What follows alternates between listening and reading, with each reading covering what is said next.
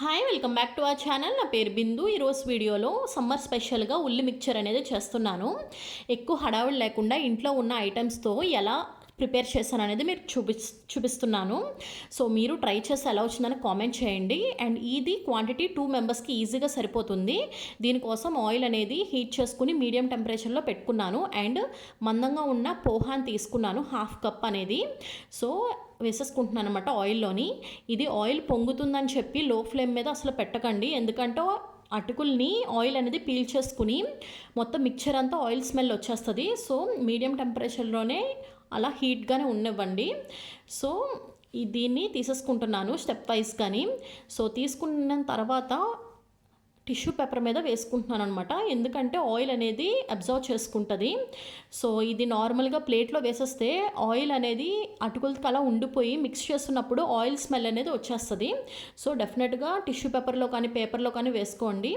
And అది పక్కన పెట్టేసుకున్నాక same అదే కప్ మెజర్మెంట్స్తో 1/4 గ్రౌండ్ నట్స్ అనేది వేసుకుని ఫ్రై చేసుకుంటున్నాను. హార్డ్లీ 1 to 2 minutes పడుతుంది అంతే. లైట్ బ్రౌన్ కలర్లోకి వచ్చినప్పుడు వెంటనే తీసేసుకోవాలి, లేదంటే మాడిపోతాయి. సో అటుకుల్ని అండ్ గ్రౌండ్ నట్స్ని రెండు కూడా మిక్సింగ్ బౌల్లోకి వేసేసుకుంటున్నాను. చూసారు కదా టిష్యూ పేపర్ అనేది ఆయిల్ అనేది ఎలా అబ్జర్వ్ చేసుకుందో. సో ఈ పేపర్ పక్కన పెట్టేసుకుని ఇప్పుడు మిక్సింగ్ బౌల్లో అంతా మిక్స్ చేసుకోవాలన్నమాట. 1/2 కప్ అటుకులకి 1/2 కప్ ఆనియన్స్ అనేది కరెక్ట్ మెజర్మెంట్ అనమాట. సో నేను దీనికి 2 స్మాల్ సైజ్ ఆనియన్స్ అనేది తీసుకున్నాను. అండ్ సాల్ట్ టేస్ట్ కోసం వేసుకుని, and chilli powder 1.5 tablespoon అనేది వేసుకున్నాను. ఇదేంటంటే మీడియం స్పైస్ తినే వాళ్ళకి అనమాట.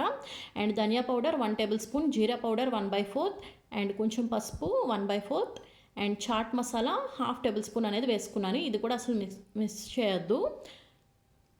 అండ్ ఇది ఆమ్చూర్ పౌడర్ టేస్ట్ అనేది ఎన్హాన్స్ చేస్తుంది. ఇది కూడా 1/2 టేబుల్ స్పూన్ వేసుకున్నాను. అండ్ కొరియాండర్ 1/4 కప్ అనేది వేసుకుని దీన్ని బాగా మిక్స్ చేసుకుంటున్నాను.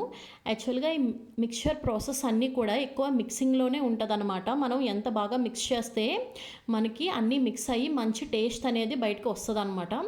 అండ్ దీన్ని మీ స్పైస్ లెవెల్ తగ్గట్టుగా అడ్జస్ట్ చేసుకుని బ్యాలెన్స్ చేసుకుంటూ మిక్స్ చేసుకుంటే మనకి మిక్చర్స్ అయినా చాట్ ఐటమ్స్ అన్నా చాలా బాగుంటాయి.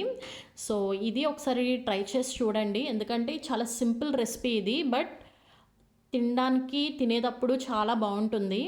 సో వన్స్ ఇలా మిక్స్ అయిన తర్వాత నా దగ్గర ఉన్న బాయిల్ చేసుకున్న స్వీట్ కార్న్ అనేది 1/4 కప్ అనేది వేసుకున్నాను. అండ్ 1/2 లెమన్ని స్క్వీజ్ చేసుకుని ఓన్లీ జ్యూస్ మాత్రమే వేసుకున్నాను అనమాట.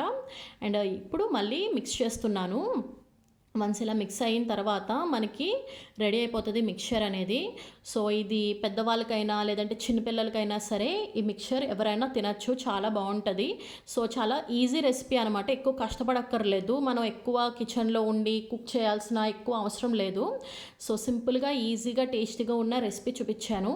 సో ఇంకా మీరు ఏ రెసిపీస్ ఇంట్రెస్ట్ ఉన్నారనేది నాకు కామెంట్ చేయండి, అవి డెఫినెట్గా నేను చేస్తాను. ఇలాంటి వీడియోస్ ఇంకా కావాలంటే ప్లీజ్ సబ్స్క్రైబ్.